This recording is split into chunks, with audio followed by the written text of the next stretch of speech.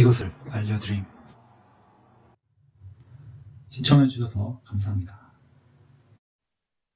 왜 사전투표 조작에 가담한 사람이라면 지금 당장 자수해야 될까?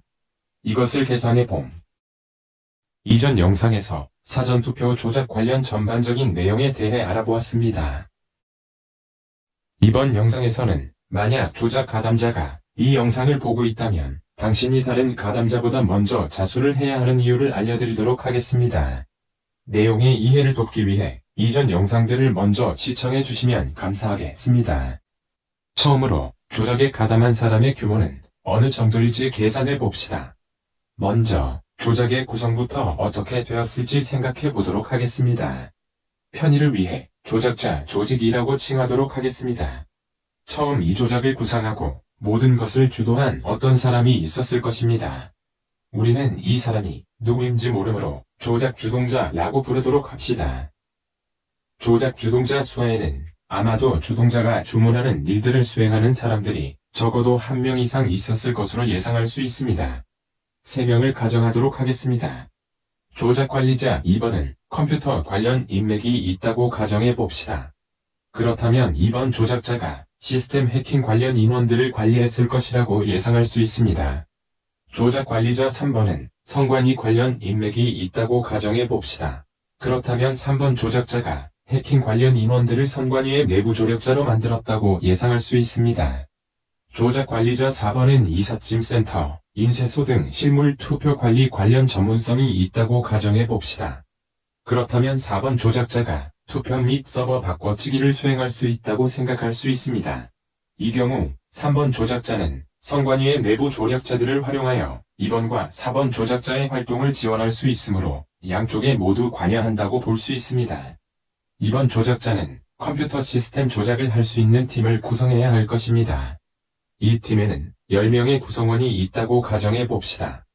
3번 조작자는 내부에서 시스템 조작을 지원할 수 있는 사람들을 모집했을 수 있습니다. 이 인원이 5명이라고 가정해 봅시다. 또한 개표 이후 투표함 바꿔치기를 도와줄 인력들이 별도로 필요할 것입니다.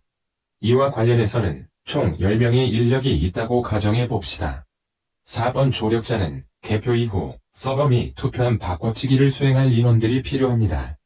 이전 영상에서 설명드렸듯이 이와 관련한 필요 인원은 미리 계획하기가 어렵습니다. 만약 수개표 요청이 없었다면 아무도 필요 없었을 것이나 수개표 요청 규모에 따라 필요 인원이 크게 달라질 것입니다. 10명 규모의 2개의 팀이 필요한 모든 바꿔치기를 실행할 수 있을 거라 생각했다고 가정해 봅시다. 종합해보면 조작 주동자는 시작 당시 최소 50명 정도 규모의 필요 인력을 예상했을 수 있습니다. 조작이 진행되며 필요에 따라 더 큰 규모의 인력을 모집했을 수도 있습니다. 이전 영상에서 설명해드린 조작의 예상 진행 순서를 생각해보면 우리는 다음과 같은 점을 알 수 있습니다. 첫 번째로 개표 시스템과 관련된 팀의 업무는 4월 15일에 완료되었습니다.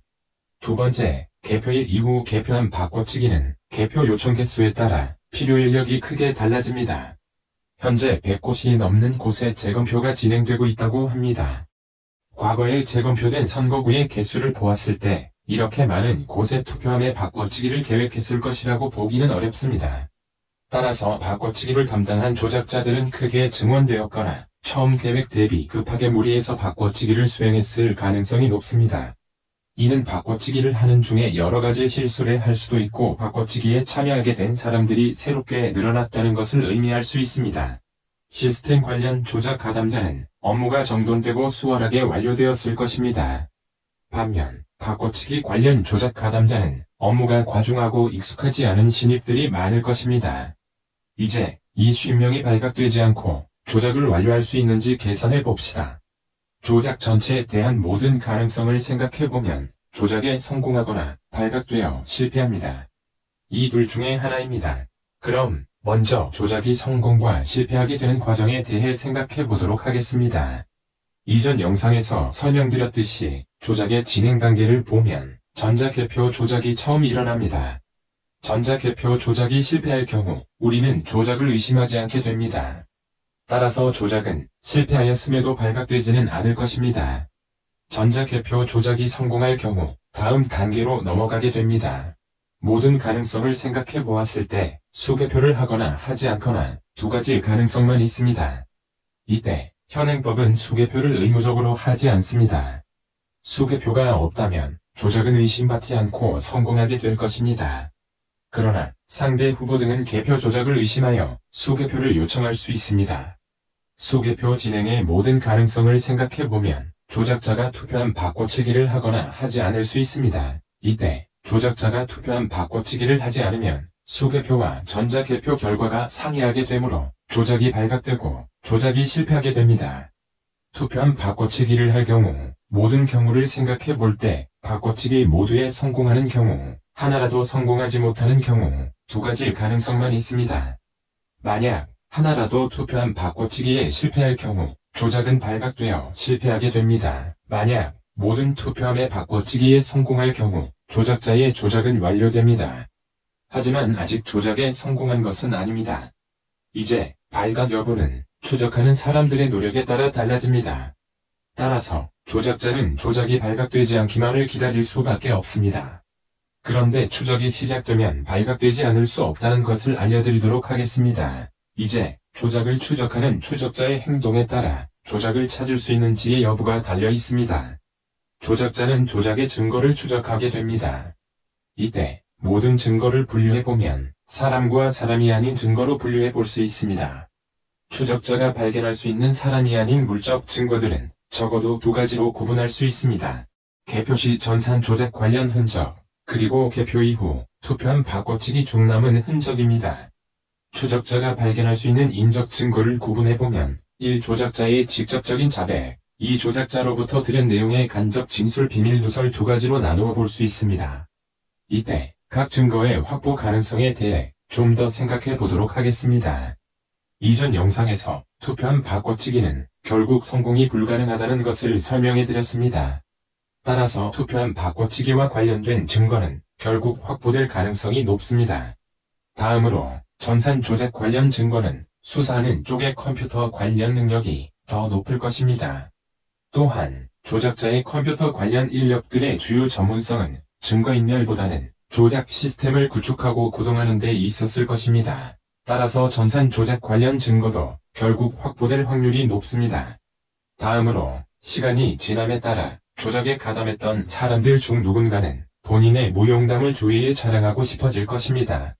특히 이렇게 가담자가 50명 이상이 예상되는 조작의 비밀 누설은 생각보다 일찍 일어날 것입니다. 따라서 비밀이 누설되어 발각될 가능성도 높습니다. 마지막으로 이런 상황에서는 가담자 중 누군가 자백을 할 수밖에 없습니다. 그래서 만약 선거 조작에 가담한 사람이 이 영상을 보고 있다면 당신이 먼저 자백을 해야 하는 이유를 설명해 드리겠습니다. 앞에서 설명드린 것처럼 처음 계획 당시 조작 주동자는 수개표가 요청되는 곳의 숫자를 상당히 낮게 예상하였을 것입니다. 따라서 전산 개표 조작은 계획대로 부드럽게 진행되었을 반면 개표함 바꿔치기는 진행이 제대로 되지 않았을 것입니다. 오히려 수개표를 하려는 곳이 100군데가 넘을 것이라는 것을 알게 되었을 경우 모든 곳을 바꿔치기 하려기보다는 포기하고 꼬리 자르기를 시작할 가능성이 큽니다. 특히 조작 관리자 사의 경우 바꿔치기를 포기할 것을 주장할 가능성이 높습니다. 그 이유는 무리하게 바꿔치기를 하다 보면 어차피 들통나게 될 것이기 때문입니다. 조작 주동자는 이 조작을 주도하였지만 아마도 그 또한 누군가 더 높은 사람에게 보고를 하는 체계였을 것입니다. 그리고 그 더 높은 사람은 더욱 더 높은 사람에게 보고를 하고 있었을 것입니다. 이때 조작 주동자에게 가장 중요한 것은 이 조작이 실패하여도 더 높은 사람들에게 연결고리를 제공하지 않는 것입니다. 결국 조작 주동자는 본인보다 낮은 곳에서 꼬리 자르기를 하고 싶을 것으로 예상할 수 있습니다. 한편 우리는 조작 가담자에 대한 형벌을 예상해 볼 수 있습니다. 선거 조작은 대한민국 존립에 중대한 위기를 가져올 수 있으므로 큰 형벌을 받는다고 가정해 봅시다. 법원에서는 조작에 가담한 중요도에 따라 형벌을 차등적으로 부여할 수 있을 것입니다.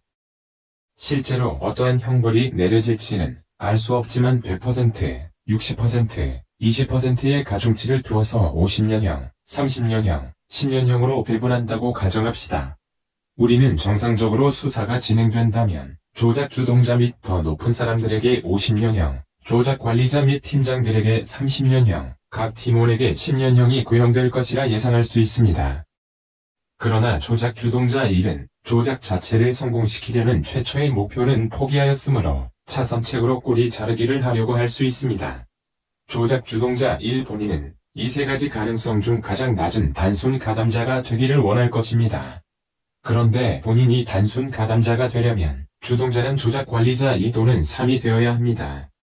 만약 조작 관리자 2 또는 3이 주동자라면 조작 주동자 1 본인은 단순히 이에 대해 듣기만 한 단순 가담자라고 주장할 수 있습니다. 그런데 이때 조작 관리자 2는 본인이 주동자로 몰리는 것은 억울할 것입니다. 만약 조작 주동자와 가까운 관계라면 조작 관리자 3을 주동자라고 주장할 수 있습니다. 반면 조작 관리자 3도 본인이 주동자로 몰리는 것은 억울할 것입니다. 만약 조작 주동자와 가까운 관계라면 조작 관리자 2를 주동자라고 주장할 수 있습니다. 이 결과에 따라 시스템 개발팀 10명과 조력팀 5+5명의 형량도 정상적이었다면 10년형 단순 가담자였을 것이나 30년형 주요 가담자로 크게 늘어날 것입니다. 따라서 꼬리 자르기는 조작 주동자에게 크게 유리하고 각 팀의 실무자에게는 크게 불리하다는 것을 알 수 있습니다. 조작 관리자 4는 개표 조작에 관여하지 않았으므로 주동자가 될 수 없습니다. 조작 관리자 4는 바꿔치기를 무리하게 하다 실패하면 주요 가담자가 됩니다. 만약 바꿔치기를 포기했다면 무죄 또는 단순 가담자가 되므로 포기를 강력하게 주장할 것입니다. 이제 이 결과를 도표로 나타내 봅시다. 첫 번째로 조작 주동자는 꼬리 자르기를 할 경우 형벌이 50년형에서 10년형으로 크게 감소하게 됩니다.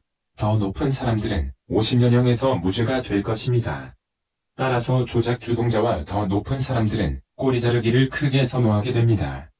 다음으로 관리자 2, 3의 경우 원래 형벌인 30년보다 꼬리 자르기 형벌은 50년으로 늘어나게 됩니다. 따라서 원래 형벌을 선호하게 됩니다.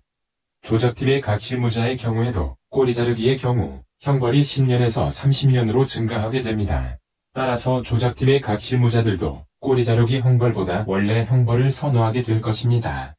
꼬리 자르기를 할 경우 유리한 사람의 숫자는 3명입니다. 원래 형벌은 나머지 50명이 선호하는 결과입니다. 원래 형벌이 더 많은 사람들에게 더 유리한 결정임에도 불구하고 이 조직의 결정은 조작 주동자가 하게 되므로 꼬리 자르기를 하게 될 것입니다. 따라서 관리자와 실무자는 원래 예상되었던 형벌보다도 더 무거운 형벌을 받게 될 것입니다. 그런데 이때 관리자와 실무자는 자백을 먼저 할 수 있습니다.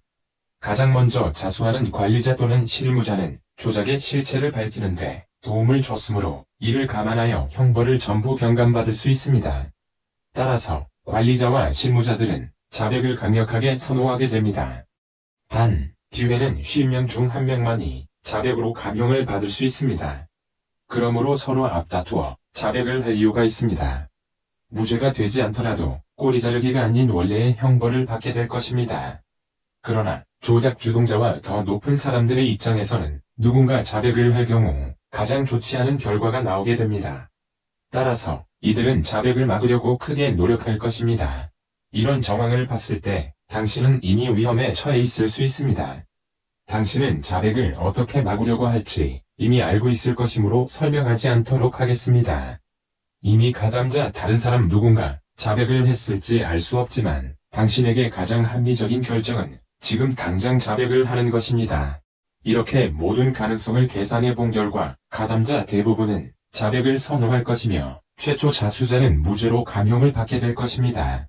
특히 자백은 바꿔치기를 담당했던 가담자들 중에서 먼저 나올 확률이 가장 높습니다. 그 이유는 숫자가 가장 많은 반면 범죄의 중요도는 가장 낮기 때문입니다. 이 영상에서는 조작 가담자들이 왜 결국 자백을 하게 될 수밖에 없는가에 대해 알려드렸습니다. 당신이 지금 자수하지 않으면 누군가 다른 사람이 먼저 자수하게 될 것입니다. 이제 고려해야 할 문제는 당신은 누구에게 어떻게 자수를 해야 하는가일 것입니다. 안전하게 자수해서 광명을 찾으시기 바랍니다. 이 채널은 다양한 주제에 대해 재밌고 이해가 쉽게 생각해보는 새로운 채널입니다.